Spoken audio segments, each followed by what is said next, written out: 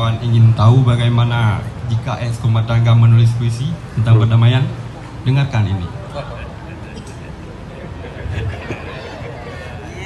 Pulihkan luka-luka, karya Taib Luhangi.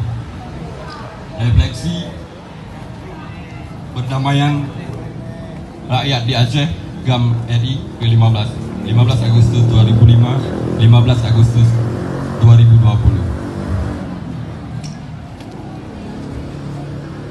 Pulihkan luka-luka, kunjungi pusara-pusara para tentara yang gugur di kedua tebing tempur.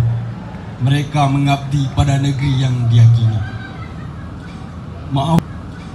Maafkan dosa-dosa kami yang meletuskan perang kemarin, perang yang tidak dapat dimenangkan, yang berhenti dengan perdamaian. Kini mari merawat diri, merawat negeri, merawat mimpi yang disesuaikan kembali. Negeri masih seumpama sedia kala. Kami tidak dapat mengembalikan harta kamu sekalian yang musnah. Kami tidak dapat memulangkan nyawa saudara, ayah, anak, adik, abang, kakak, kemenakan dan kawan kamu sekalian yang hilang. Kami tidak dapat mengibarkan sumpah kembali. Tidak ada lagi teriakan seperti kemarin yang mengguncang langit benua.